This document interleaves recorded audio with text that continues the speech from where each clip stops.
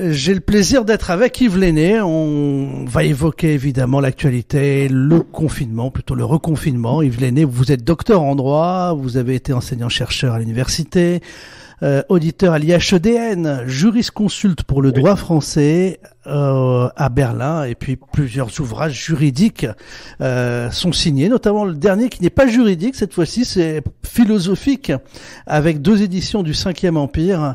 Cette crise morale, cet étatisme nous emmène vers une face obscure, de l'exception française, que vous appelez le 5e Empire. On en a vu parler il y a quelques mois.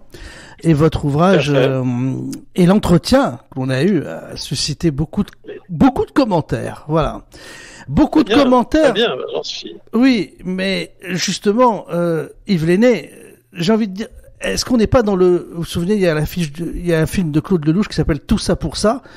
Tout ça pour que nos concitoyens sont dans l'ensemble assez bien informés, essayent de suivre ce qui se passe, mais tout le monde semble résigné en se disant ma brave dame, on peut pas faire autrement. Vous voyez bien que les hôpitaux sont saturés, donc on peut pas faire autrement. Et puis cette brave dame qui se plaint de devoir porter un masque, de ne pas pouvoir sortir librement, dit oui, finalement vous avez peut-être raison, je vais rentrer chez moi voir la télé. Tout ça pour ça. Oui. Alors, je pense d'abord la première chose, c'est que c'est pas la première fois qu'on a une épidémie grave de ce genre. Je suis pas le premier à le dire. Il y a quand même quelques personnes qui l'ont déjà remarqué. Il y a eu bien sûr la grippe espagnole en 1918-19 qui a tué, on ne sait pas exactement, mais on dit 100 millions de personnes dans le monde, c'est-à-dire à peu près 100 fois ce qui a tué le virus chinois aujourd'hui. Et il y a eu beaucoup plus près de nous, il y a eu la grippe asiatique en 56-58. Qui a tué, rien qu'en France, 100 000 personnes.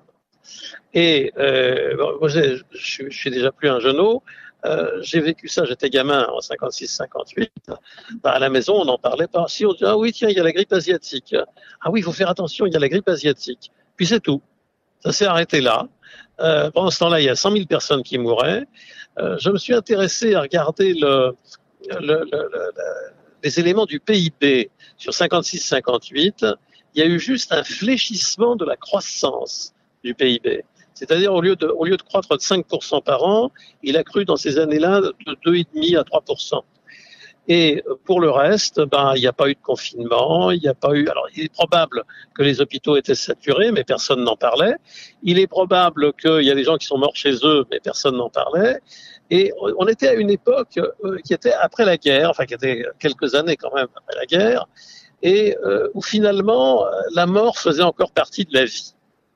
Aujourd'hui, le sentiment que j'ai à propos de ce que nous vivons, c'est que la mort ne fait plus partie de la vie. La mort est devenue scandaleuse. Et du même coup, d'ailleurs on le voit bien avec les malheureux militaires qui sont victimes en opération. Bon, bien sûr, c'est très triste, c'est épouvantable pour leur famille. Enfin, ce sont des gens qui ont choisi le métier des armes. Le métier des armes, c'est un métier où on risque sa vie à tout instant, théoriquement. Et donc, mais vous voyez aujourd'hui, alors en 14-18, il y avait des milliers de gens qui mouraient tous les jours, et on en parlait, bien sûr qu'on en parlait, mais c'était logique, c'était normal, c'était la guerre. Et aujourd'hui, dans les opérations en Afrique, on a un sous-officier qui meurt, même à la limite dans un accident de voiture, on va lui faire des funérailles nationales, le président de la République va se placer, etc. C'est-à-dire que le fait qu'un militaire, c'est triste qu'un militaire en opération meure. Oui, j'ai bien compris. Mais a priori, ça fait partie des risques du métier. Absolument, mais c'est scandaleux. C'est tellement scandaleux qu'on fait des funérailles nationales, on fait un événement extrêmement important. Et je pense que dans le cadre de cette pandémie, comme on dit aujourd'hui, le fait qu'il y ait des gens qui meurent, ce qui est très triste, tout le monde y est exposé. Bon, moi j'ai 70 ans, j'ai un petit peu d'embonpoint, peut-être un petit peu d'hypertension, donc je fais partie des personnes à risque. Je peux pas dire, on pourra pas dire de moi, il s'en fout, il risque rien. Je fais partie des personnes à risque. Et je me dis, de toute façon, il y a des moments où il faut faire un choix. un choix entre plusieurs choses. Le politique, aujourd'hui, on s'aperçoit que le politique, en réalité, dépend d'un comité de scientifiques et il fait ce que le comité de scientifiques lui dit. Et il ne fait plus des choix de politique, c'est-à-dire est-ce que je dois privilégier l'économie, la liberté individuelle, la santé publique ou la protection poussée jusqu'à ces extrêmes limites. En réalité, le politique ne décide plus. On est dans une technocratie totale et ça va plus loin. Il y a un problème en réalité d'équilibre. Où positionne-t-on le curseur entre la protection et la liberté? Parce que la liberté et la protection sont antinomiques. Si on est protégé, comme ces dames d'ailleurs, elles sont plus libres, les dames qui sont protégées.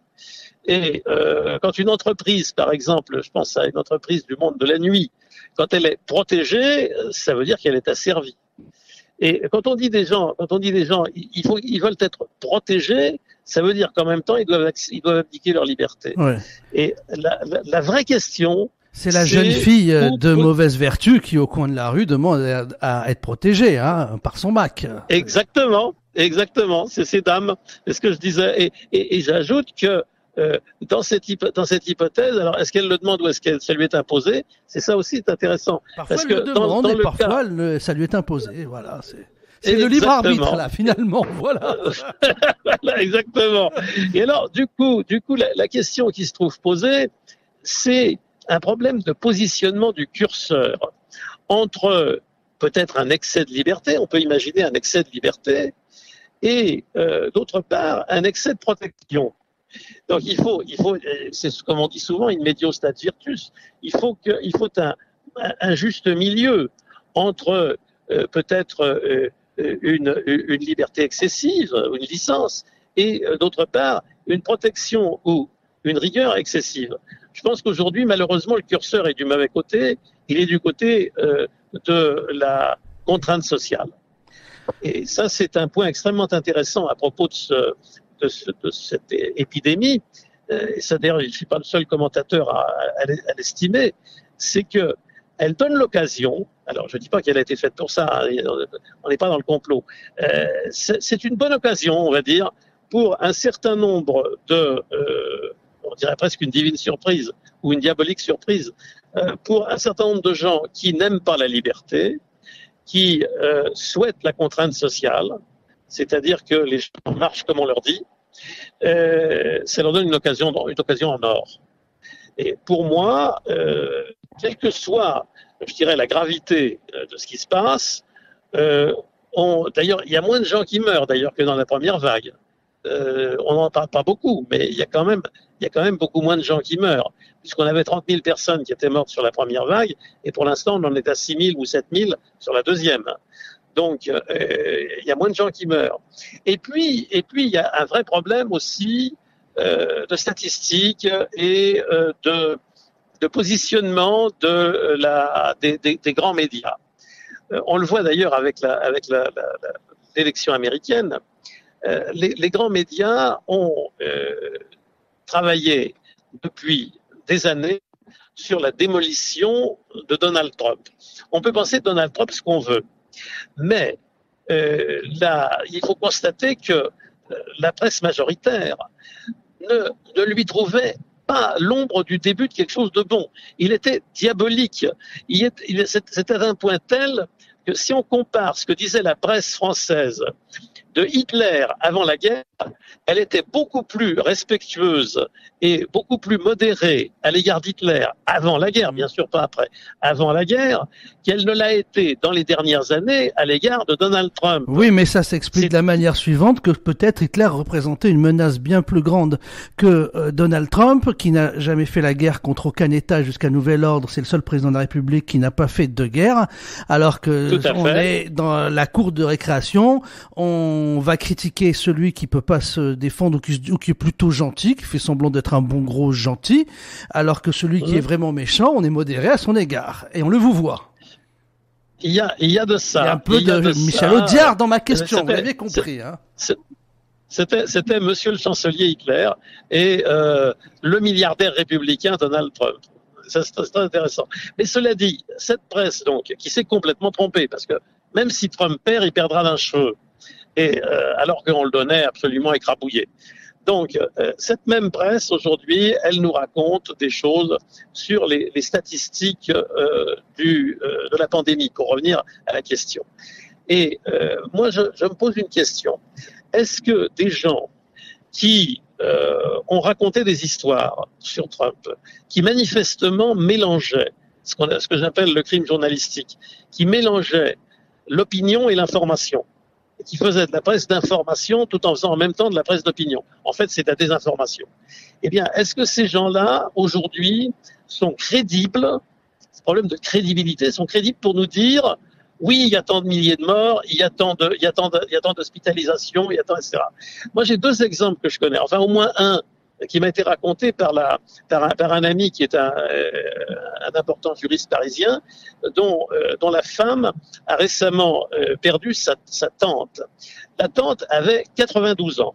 Alors, on me dirait que c'est un exemple unique, bon, effectivement, mais intéressant parce que révélateur. La tante avait 92 ans, elle avait 6 pathologies graves, elle était en EHPAD, elle avait 6 pathologies graves, dont diabète, hypertension, insuffisance cardiaque et 3 autres. Elle n'était maintenue en vie que par une trentaine de pilules journalières. Et puis elle meurt. Et la femme de mon ami va rendre ses derniers devoirs à sa tante, à cette maison de retraite. Et là, on lui dit, halte là, vous pouvez pas entrer, etc. Mais pourquoi?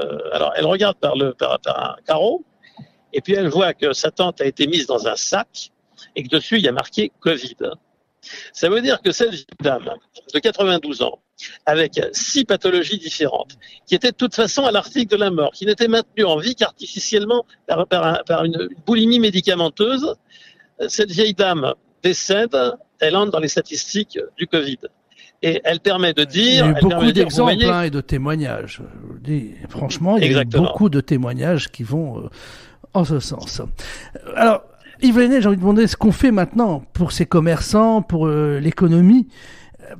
Par rapport au premier confinement, j'observe que les banques n'ont pas reçu de consignes, on me l'a dit, donc tout ce que je dis, on me l'a dit, d'aide automatique. Au premier confinement, le banquier j'ai quelqu'un qui travaille dans une banque qui m'a dit, tout a été informatisé, il suffit d'appuyer sur un bouton, on décale les échéances, tout a été pris en compte. Là, cette fois-ci, rien n'est pris en compte, c'est-à-dire qu'on considère que les gens doivent se démerder, pardonnez-moi.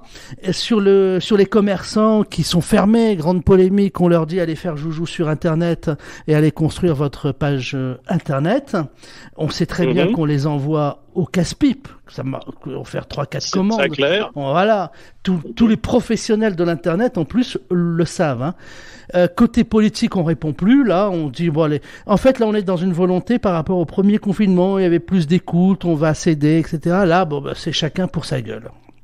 J'emploie ce terme cru. Est-ce que vous le ressentez? Est-ce que vous l'entendez, ça aussi? Ah oui, complètement. Moi, je pense, si vous voulez, mon opinion, c'est que, bon, ça c'est d'ailleurs le thème de mon livre, c'est que on est gouverné par des fonctionnaires. On est gouverné par des fonctionnaires. Alors moi, j'ai été pendant 10 ans assimilé fonctionnaire en étant assistant de droit des universités. Donc j'ai l'expérience de l'autre côté de la barrière. C'est-à-dire, le fonctionnaire moyen, c'est quelqu'un qui sort des jupes de maman pour aller à l'école, de l'école au lycée ou au collège, du collège ou du lycée à l'université ou à la grande école, et qui ensuite va entrer directement dans la fonction publique. Et de là, ça veut dire qu'il n'a jamais connu la vraie vie, les fins de mois difficiles, les difficultés de tout genre auxquelles il faut faire face, etc. Ils connaissent pas.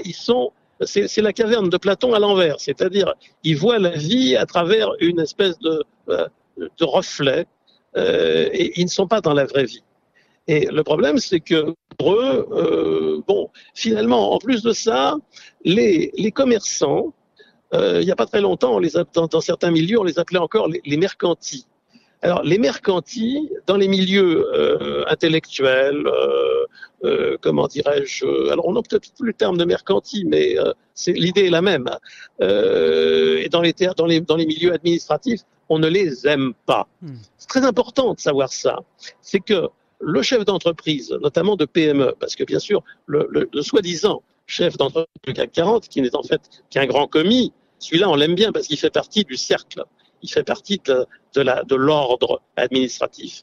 Mais le chef de PME, on ne l'aime pas. Le commerçant ou le mercanti, on ne l'aime pas. C'est intéressant parce que j'ai un ami qui est justement très proche de la haute fonction publique et il me dit toujours « Ouais, les chefs d'entreprise, c'est des magouilleurs, des débrouillards, on les aime pas. » Voilà, c'est clair, on ne les aime pas. Ce qui veut dire que, en réalité, ce gouvernement qui est profondément technocratique, le président est un ancien haut fonctionnaire et le Premier ministre est un haut fonctionnaire détaché, ce qui est quand même assez significatif. Ce gouvernement technocratique n'aime pas les petites et moyennes entreprises. Mais il raconte le contraire. Alors dans le premier confinement, comme ils ne savaient pas exactement ce qui allait se passer, ils ont été très prudents parce que ils ont craint un effondrement brutal de l'économie, de la base de l'économie, parce que c'est les PME qui font les emplois, c'est pas le CAC 40. Et du même coup, ils ont été prudents et ils ont fait les fameux PGE, les prêts garantis par l'État, et les prêts rebonds. Mais attention, les prêts garantis par l'État, ils étaient destinés, et là aussi c'est intéressant à noter, ils étaient destinés à éviter la chute d'entreprises dont les exercices précédents n'avaient pas été mauvais. Par contre, celles qui étaient déjà en difficulté en 2019, elles n'avaient qu'à crever. Car les PGE n'étaient pas accordés à des entreprises qui avaient un mauvais bilan en 2019. C'est exact, je confirme. Oui. Donc du coup, les entreprises les plus fragiles, elles n'avaient qu'à disparaître. Il y avait déjà l'idée de nettoyage dans l'air. C'est pas du nettoyage ethnique, c'est du nettoyage économique. Et vous ajoutez à ça que aujourd'hui, ils se sont aperçus que le tissu économique avait à peu près résisté, et du coup, ça va un peu plus loin dans le nettoyage.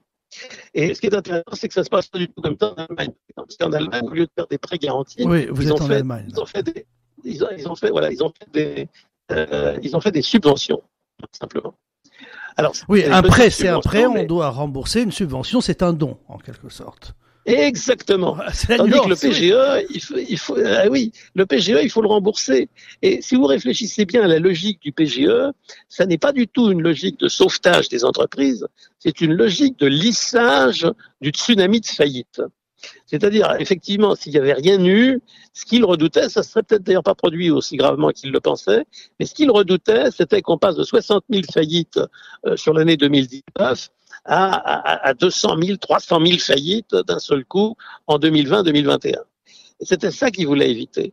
Parce qu'en réalité, l'entreprise, on va prendre n'importe quoi, prendre un hôtel de 50 chambres. Il est normalement plein à 80%. D'un seul coup, il est vide, il n'y a plus rien. Eh bien, il va avoir un PGE. Il va avoir un PGE et le PGE va lui permettre de passer le cap en trésorerie. Puis après, il devra le rembourser, le PGE. Il va le rembourser avec quoi? Il va pouvoir inventer des chambres qu'il n'a pas. Ce qu'il a perdu, c'est définitivement perdu. Oui, on va lui faire un crédit sur 5 ans, quoi. Voilà. Autrement dit, il devra faire suffisamment de bénéfices sur 5 ans pour pouvoir rembourser le crédit correspondant à la perte qu'on lui a fait faire. C'est-à-dire, en réalité... Pardon ?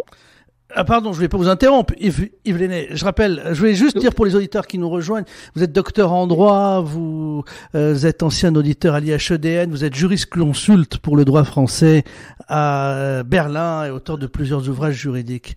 Je pensais que vous avez fini. J'allais simplement vous dire, est-ce que tout ça donne pas du crédit aux théories complotistes ? Ah non, pas du tout. C'est-à-dire qu'en réalité, c'est plus une analyse juridico-économique. Oui, mais les complotistes disent tout ça va conduire à ce que va y avoir un grand reset, des milliers de faillites, mais la haute fonction publique, les complotistes de niveau 1 vont dire le gouvernement mondial, les complotistes de niveau 2 au petit pied vont dire la haute fonction publique. Alors on va être gentil, on va dire la haute fonction. Ça les arrange qu'il y ait ce grand reset et ce grand nettoyage. Alors le grand reset, c'est pas une invention, puisque c'est le titre d'un bouquin, sauf erreur, d'un bouquin de Klaus Schwab, qui est le président du forum de Davos. Donc c'est pas une invention. Le bouquin existe. Il y a un bouquin qui a été écrit là-dessus. et qui a été écrit par une personnalité de premier plan. Et donc, même si c'est pas un homme politique de premier plan, c'est une personnalité de premier plan. Et donc, effectivement, l'idée existe. Ça pourrait être d'ailleurs, c'est peut-être le sujet de mon prochain bouquin. L'idée existe à certains niveaux de cercle de réflexion intellectuelle. L'idée existe d'un bouleversement qui pourrait être d'ailleurs mondial, avec des différences sur certains pays. Bon, il y a des pays qui accepteront le bouleversement, d'autres moins, mais on le voit avec les États républicains des États-Unis, la Suède, l'Allemagne, qui sont un petit peu en retrait par rapport à cette évolution, et puis des pays qui se jettent là-dedans avec délice comme la France, et aussi peut-être l'Italie et l'Espagne. Et donc, l'idée, effectivement, alors on peut se poser la question, d'où vient cette idée de grand changement? Alors, en réalité, elle est liée on va dire à la propagande, il faut appeler un chat un chat, à la propagande sur le changement climatique. Mais qu'est-ce qu'il y a derrière tout ça? Alors, derrière tout ça, il y a quelque chose de réel et il y a une vraie question. C'est le peak oil. Alors, le peak oil, je ne sais pas si, je sais pas si les auditeurs connaissent cette expression, mais je vais vous le résumer. Le peak oil, ça veut dire que à un certain moment, la production d'hydrocarbures ne pourra plus faire face à la demande. La demande augmente et la production d'hydrocarbures, c'est-à-dire pétrole et gaz, y compris les pétroles alternatifs, va plafonner.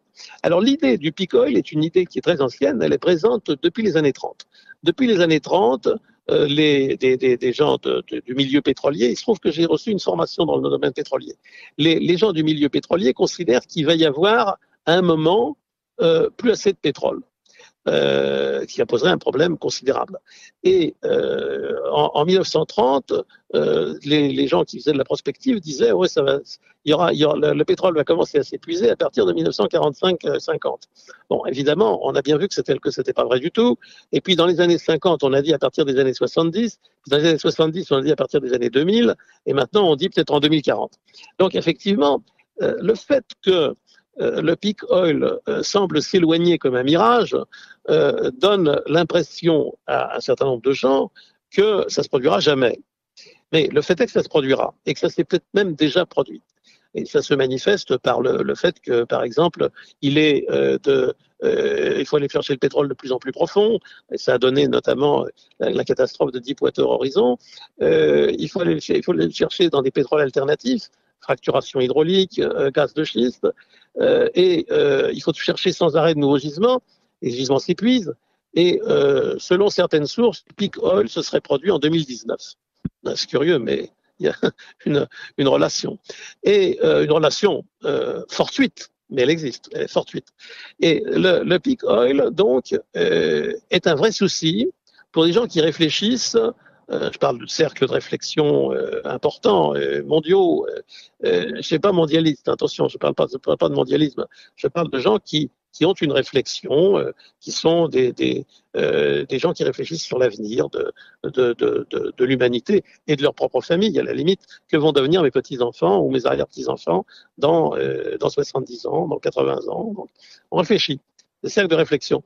Mais des cercles de réflexion très puissants, qui ont la possibilité de faire valoir ou de développer leur réflexion, ou plutôt de la propager d'une manière extrêmement efficiente. Donc, comme le pétrole, c'est ça, le peak oil. Ben voilà, est arrivé, certains disent l'année dernière, c'est bien ça. Absolument. Et donc, on entraîne le grand reset. Exactement. À partir de là, le problème qui se pose, c'est qu'aujourd'hui, 70% de l'énergie dans le monde provient des hydrocarbures.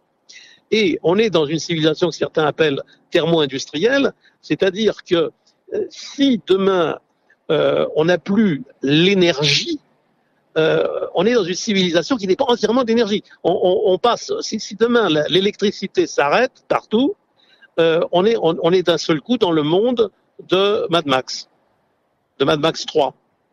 Donc, si vous voulez, c'est un vrai sujet, c'est une vraie réflexion et c'est un vrai problème. Alors, est-ce qu'on peut éviter le Max 3 avec le revenu universel? On va donner 800 € à tout le monde et puis voilà, restez chez vous. Ah non, ça n'a rien à voir et ça peut pas marcher. Alors, je vous expliquerai tout de suite après pourquoi ça peut pas marcher, mais je voudrais revenir une seconde sur le peak oil et ses effets. le problème alors ce qu'il faut savoir, c'est que ce sont les pétroliers eux-mêmes qui sont à l'origine de toutes les idées écologistes d'énergie renouvelable et d'abandon du pétrole ou des hydrocarbures comme source d'énergie. C'est parce que beaucoup de gens pensent que c'est pas les pétroliers, mais au contraire, ce sont les pétroliers eux-mêmes. Un lobbyiste m'avait dit ça, mais je l'avais pris pour un fou. Non. Moi, je vais vous dire, j'ai reçu une formation personnelle chez Esso Standard il y a 40 ans. Il y a plus de 40 ans même, il y a 45 ans. Et ça a été le centre de la formation qu'on nous a donnée. Nous, pétroliers, parce qu'à l'époque, Exxon, ça s'appelait pas encore Exxon, ça venait de s'appeler Exxon aux États-Unis, mais ça s'appelait pas Exxon en France. Et d'ailleurs, ça s'appelle toujours Esso en France. Et d'ailleurs, ils ont vendu leur station-service, ils se retirent de France. Shell aussi, d'ailleurs, c'est pas très bon signe. Mais ça, c'est une parenthèse. Et cela étant, qu'est-ce qu'on nous a expliqué à ce moment-là, différents conférenciers futurs du pétrole? Nous, on veut l'utilisation chimique du pétrole et arrêter le gaspillage monstrueux qui correspond à l'utilisation énergétique des hydrocarbures. C'est la doctrine d'Esso, d'Exxon, c'est-à-dire du numéro 1 bis du pétrole dans le monde. Et c'est la doctrine du cartel. Donc, si vous voulez, du cartel des pétroles, ce qui veut dire que tout ce qu'on nous raconte sur le réchauffement climatique, il y a probablement un réchauffement climatique. Il y a effectivement une activité humaine énergétique qui produit du CO2, mais personne n'a démontré de manière probante le lien de causalité. Nous autres juristes, quand on parle d'un préjudice et d'une faute, il faut toujours démontrer le lien de causalité entre le préjudice et la faute. Et personne ne nous a scientifiquement démontré de manière probante le lien de causalité indiscutable entre l'activité humaine et les phénomènes de réchauffement climatique qu'on constate, qui peuvent parfaitement être cycliques. Et d'ailleurs, il y en a eu au Xe et au XIe siècle. Le Groenland a trouvé son nom parce que c'était un pays vert. C'est-à-dire que la température ne devait pas être du tout la même qu'aujourd'hui. Bon, cela étant, la question du peak oil est une question extrêmement importante. Et il est normal que des cercles de réflexion à de haut niveau s'interrogent sur la mutation énergétique. Alors, comme c'est difficile de vendre le peak oil aux gens, on leur vend le changement climatique. Mais le résultat est le même, c'est-à-dire c'est de passer aux énergies renouvelables. Et le vrai problème qu'on rencontre aujourd'hui et qui se manifeste à travers la question je dirais des mesures liberticides prises à l'occasion de la pandémie, la vraie question, c'est que un certain nombre de mouvements intellectuels ont réussi à vendre, si j'ose ainsi m'exprimer, à ces cercles de réflexion mondiaux, qui sont un peu des attrape-tout, c'est-à-dire qu'ils réfléchissent sur des idées, il y a des universitaires ou des think tanks qui leur vendent des idées, et si ces idées finalement obtiennent un consensus dans ces cercles, ensuite elles se diffusent dans le monde. Et il y a en réalité, je dirais, des marxistes en résilience du marxisme ou du communisme qui ont vendu l'idée que le changement énergétique ne pourrait être conduit que dans la contrainte sociale. C'est-à-dire qu'on ne peut pas imaginer que le changement énergétique se fasse dans un monde de liberté. Et donc, c'est pour ça qu'on a actuellement des attaques très fortes contre la liberté individuelle, parce que on pense dans certains cercles de réflexion que la liberté individuelle pourrait être un obstacle à cette conduite du changement énergétique qui est indiscutablement nécessaire. Parce que c'est vrai que, comme je le disais tout à l'heure, si on laisse les choses aller comme elles vont, qu'on a le peak oil d'un côté et la croissance exponentielle de la dépense d'énergie fossile de l'autre, c'est-à-dire essentiellement d'hydrocarbures, là, on arrivera un jour ou l'autre au monde de Mad Max. Donc c'est pour éviter le fait de vouloir éviter le monde de Mad Max est une très très très louable intention. Oui, le problème c'est qu'on peut le faire. On survivrait pas longtemps. Oui. Exactement. Le problème c'est qu'on peut le faire dans un monde de liberté et qu'un certain nombre d'intellectuels pervers ont vendu à ces cercles de réflexion qu'on ne pourrait le faire que dans la contrainte. Et bien sûr, parmi ces intellectuels pervers, vous avez la haute fonction publique d'un certain nombre de pays. Il n'y a pas que les Français. Les Français sont plus influents d'ailleurs qu'on le croit. Mais ne serait-ce par exemple qu'à travers ce qu'on appelle aux États-Unis la French Theory, qui est en fait la mauvaise digestion par des universitaires américains de certaines théories françaises post-structuralistes qui ont conduit au gauchisme des universités américaines actuelles. Notamment sur la théorie du genre et tout ce qui a suivi. Absolument. Vous avez pris un recul sur le revenu universel, Yves Lenné. Moi, j'ai dit on va distribuer 800 € à tout le monde, et vous m'avez dit non, ça peut pas marcher. Oui, pour une raison très simple. C'est que, il y a plusieurs raisons qui sont contre le revenu universel. J'en parle d'ailleurs dans mon livre. Il y a plusieurs raisons. La première raison, c'est que pour pouvoir distribuer à tout le monde un revenu universel, il faut produire des richesses en conséquence. Parce qu'il faut que cet argent puisse servir à acheter des richesses, à acheter des choses. Si cet argent sert à rien, c'est de la monnaie de singe, ça peut pas marcher. Donc il faut que cet argent ait un pouvoir d'achat. Et pour que l'argent qu'on va donner aux gens ait un pouvoir d'achat, il faut qu'il y ait des producteurs. Donc si on donne à tout le monde soi-disant de quoi vivre sans produire, à ce moment-là, il n'y aura plus assez de production. Ou alors ça va devenir une surimposition sur les quelques-uns qui continueront à produire. Mais il faut toujours qu'il y ait des producteurs. Et si on donne de l'argent aux gens pour ne pas produire, il n'y aura plus assez de producteurs. Bon, vous avez des raisons philosophiques aussi qui s'y opposent. C'est que celui qui reçoit le revenu universel, en réalité, perd sa dignité. Car contrairement aux aides sociales, qui peuvent avoir leur justification, sauf si elles sont abusives. Mais si quelqu'un est impotent, s'il est malade mental, s'il est en détresse, il peut être logique qu'il y ait des aides sociales pour le soulager, au moins pendant un temps, pour lui permettre de rebondir, etc. Ça, c'est pas critiquable. Mais là, on n'est pas dans l'aide sociale, justement, puisque c'est une aide, c'est un revenu qui ne serait pas causé par une cause d'aide sociale, c'est-à-dire maladie, infirmité, etc.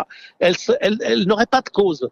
Elle serait une espèce de droit de la personne acquis une fois pour toutes en naissant, comme le droit de respirer ou de jouir de la lumière du soleil. Eh bien, ça, si vous voulez, ça serait la première fois que des gens pourraient recevoir sans aucune contrepartie. Parce que celui qui reçoit pour son travail, il reçoit une contrepartie. Celui qui reçoit pour une spéculation, pour une invention, pour ce qu'on voudra, il y a une contrepartie de l'argent qu'il reçoit. Et celui qui reçoit par charité, ou celui qui reçoit par aide sociale, il y a aussi une contrepartie plus ténue, mais qui est la contrepartie de son état de détresse qu'il faut soulager, qui a un devoir moral de soulager. Mais là, on n'est pas dans le cas de gens qui seraient dans un état de détresse, on est dans le cas de gens pour qui ça serait un droit acquis de recevoir un revenu sans aucune contrepartie. Ça, c'est la là, il y a un bug dans le logiciel.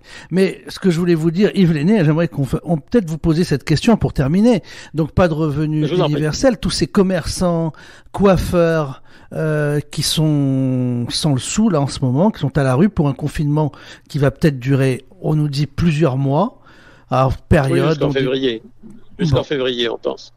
Avec une petite fenêtre, c'est ça, pour Noël. Allez faire joujou pendant les fêtes de fin d'année et revenez. On sait pas encore. Ça fait partie de l'hypothèse. Non, personne ne sait. Mais... Vous savez qu'ils font en fait une expérience de contrôle social en explorant les limites d'acceptabilité. C'est-à-dire que quand ils disent par exemple les joggers n'ont pas besoin de porter de masque, les cyclistes non plus, etc. C'est parce que il y a un problème de limite d'acceptabilité. À un moment donné, il peut se produire, notamment en France, le peuple français est imprévisible. Il peut avoir un soubresaut de colère d'un coup. C'est comme ça que la France, c'est Attali qui dit que la France ne sait pas se réformer, mais elle peut faire des révolutions. Et il peut y avoir, il y a eu l'affaire des Gilets jaunes qui a mal tourné, mais qui est intéressante. Il peut y avoir des mouvements de colère. Et donc, disons la classe dirigeante ou l'ordre dirigeant donc de la haute fonction publique ils explorent les limites de l'acceptation sociale. C'est pour ça qu'ils tâtonnent un petit peu. Alors ils se disent si on vous relâche et puis voilà. En fait, c'est exactement. En fait, ce que vous nous parlez de contrôle social pour explorer les limites d'acceptabilité, c'est ce que l'on fait dans un dressage d'animaux, Yves Lenné. Mais je suis tout à fait d'accord. et c'est exactement ce qu'on est en train de vivre. Le clébard, c'est exactement là. Voilà, exactement. Et on est en train de se préparer au communisme 2.0. C'est le communisme chinois, communisme 2.0, c'est-à-dire on laisse les gens produire, on les tient en laisse avec une laisse électronique. Oui, alors j'allais vous poser la question pour finir. Ces commerçants, coiffeurs qui sont fermés, etc., pour plusieurs mois, vous savez bien, on se doute bien que beaucoup vont mettre la clé sous la porte, les restaurateurs, les bars et tout. Qu'est-ce qu'on va faire de ces millions de gens? Qu'est-ce qu'on va en faire? Voilà. On va les transformer en gilets jaunes, on va les mettre en assistés, on va en faire des assistés. À mon avis, alors il y a un point par contre qui est intéressant, c'est que, en tout cas en France, ils naviguent à vue. Parce que en Allemagne, par exemple, premièrement, il n'y a pas de confinement, contrairement à ce qu'on pense. Il n'y a pas de confinement, c'est-à-dire qu'on se déplace librement dans les rues. Et deuxièmement, les commerces, la plupart des commerces restent ouverts. En réalité, la seule chose qu'ils ont fermée en Allemagne, c'est les restaurants et les bars. Mais ils ont fermé aussi les salles de fitness, les massages, etc. Mais j'étais pas plus tard qu'hier pour une réunion d'affaires avec un partenaire suisse à Berlin. On est passé dans la gare centrale. Dans la gare centrale, tous les commerces étaient ouverts, y compris Swarovski. Vous admettrez que Swarovski, les faux diamants, etc., ça fait pas vraiment partie des achats de première nécessité. Oui, on dit en France. Essentiel, oui. Voilà. Donc, si vous voulez, ils étaient ouverts. Et le gouvernement allemand a quand même une conscience et un souci de ne pas tuer son économie. Alors que, et ça a des causes profondes, c'est que en Allemagne, il n'y a pas une haute fonction publique comme en France. D'abord, c'est un pays fédéral où chaque land a sa propre politique, son propre parlement, son propre gouverneur, et donc c'est un petit peu différent. Et puis, il y a également le fait que, alors les Allemands, c'est assez intéressant d'ailleurs, les Allemands ont appris à la Libération à créer une société entièrement nouvelle. Et c'est une société qui est profondément attachée à la liberté individuelle. C'est pour ça qu'en Allemagne, par exemple, la circulation des espèces est libre. Vous avez personne ne s'occupe de ce que vous faites si vous êtes dans les affaires.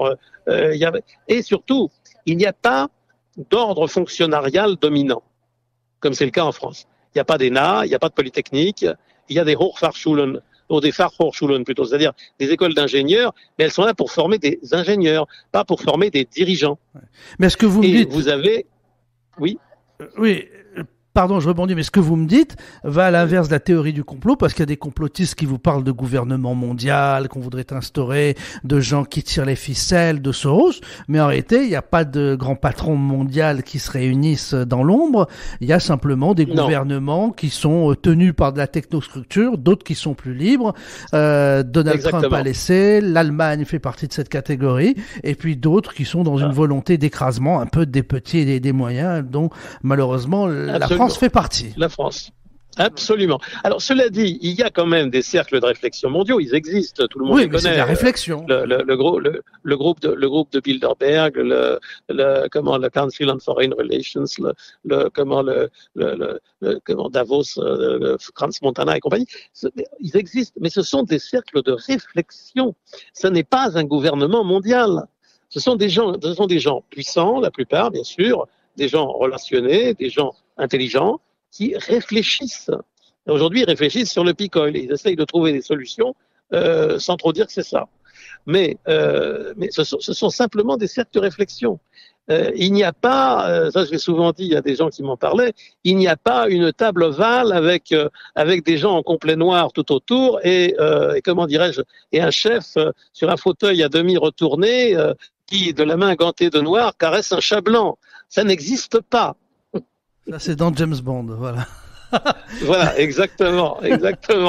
C'est d'actualité d'ailleurs, parce que ça doit être dans Dr. No ou dans Goldfinger, qui est un des premiers avec le regretté Sean Connery.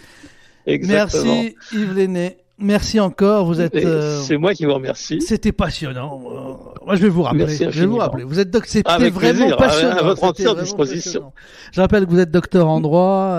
Vous êtes ancien auditeur de l'IHEDN, jurisconsulte pour le droit français à Berlin, auteur de plusieurs ouvrages juridiques. Vos 2 derniers livres sont des analyses très très pointues qui s'appellent Le 5e Empire. Il y a un tome 1 et un tome 2. Vous expliquez comment ce mal français, en quelque sorte, on en avait parlé la dernière fois, nous rapproche d'une dictature, en quelque sorte. Absolument. Et tout ça a été bien expliqué. Absolument. Merci Yves Lenné. C'est moi qui vous remercie beaucoup.